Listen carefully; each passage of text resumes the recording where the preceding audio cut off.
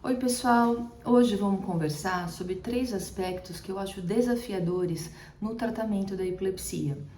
1. A imprevisibilidade das crises. 2. O efeito colateral dos medicamentos. E 3. Problemas com farmácia e distribuição de medicamento. Começando pelo número 1, a imprevisibilidade das crises. Esse é um fator que gera muita angústia nos pacientes. Nós não temos como prever exatamente quando uma crise vai acontecer. Nós sabemos que existem fatores gatilho, como por exemplo, privação de sono, estresse, infecção, esquecer de tomar o remédio. Mas algumas vezes, mesmo com tudo isso equilibrado, a crise acontece.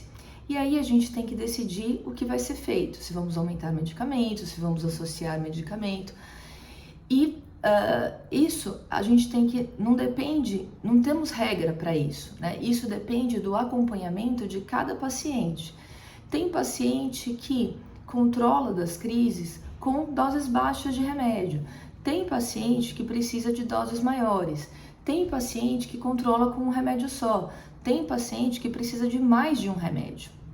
Então a gente só vai saber como vai ser a resposta do tratamento ao paciente tentando, fazendo, né? Eu gosto, quando eu inicio um acompanhamento, de ver um paciente um mês depois. Se tá tudo bem, aí a gente coloca para 3 meses. E aí, se o paciente está ótimo, se o paciente está sem crise, está bem controladinho, aí a gente pode espaçar e ver de 6 em 6 meses, tá? O segundo fator desafiador são os efeitos colaterais das medicações. A gente sabe que os remédios mais antigos, eles têm mais efeitos colaterais, eles têm mais interações com outros medicamentos, porém os remédios novos também têm efeitos colaterais. E muitas vezes nós não temos como prever qual é o paciente que vai ter efeito colateral ou não. Então, algumas vezes o paciente tem um efeito colateral e aí a gente precisa trocar de remédio, né? E aí essa troca de remédio, ela é sempre um processo delicado, porque anticonvulsivante não dá simplesmente para a gente tirar um remédio e colocar outro, né? Geralmente é um processo lento, gradual, de troca de um remédio, vai diminuindo um para colocando o outro, e é um processo que dá um certo trabalho e leva um certo tempo, tá? Então isso também pode ser um desafio. E o terceiro desafio, que eu acho um dos mais difíceis, porque não depende nem do paciente e nem do médico, são problemas com farmácias e distribuição de anticonvulsivante. Na minha opinião, esse é um problema gravíssimo que não deveria acontecer. A falta de medicamento, tanto para o paciente comprar, quanto no SUS. Eu acho que é uma extrema irresponsabilidade de um fabricante deixar de produzir de uma hora para outra um remédio essencial de uso contínuo para uma doença neurológica crônica e que não pode ser retirado ou substituído abruptamente.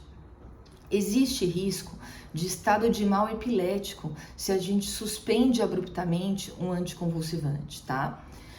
Eu penso que esse tipo de situação é inadmissível e precisa ser combatida, tá? Felizmente, eu tenho visto várias iniciativas nesse sentido, partindo de pacientes, partindo de associações, mas eu acho que precisaria também de atitudes de órgãos oficiais, tá?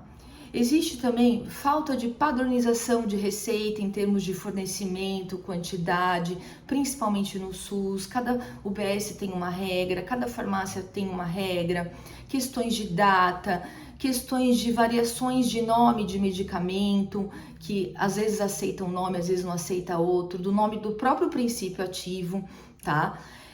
Tudo vira um empecilho para o paciente conseguir pegar o remédio ou às vezes até comprar o remédio.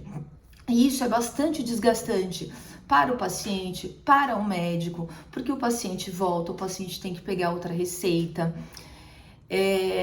Enfim, mas apesar de todos esses desafios, a gente segue em frente com o objetivo de controlar a epilepsia e proporcionar uma melhor qualidade de vida para os pacientes. Era isso que eu queria falar para vocês hoje. Beijo!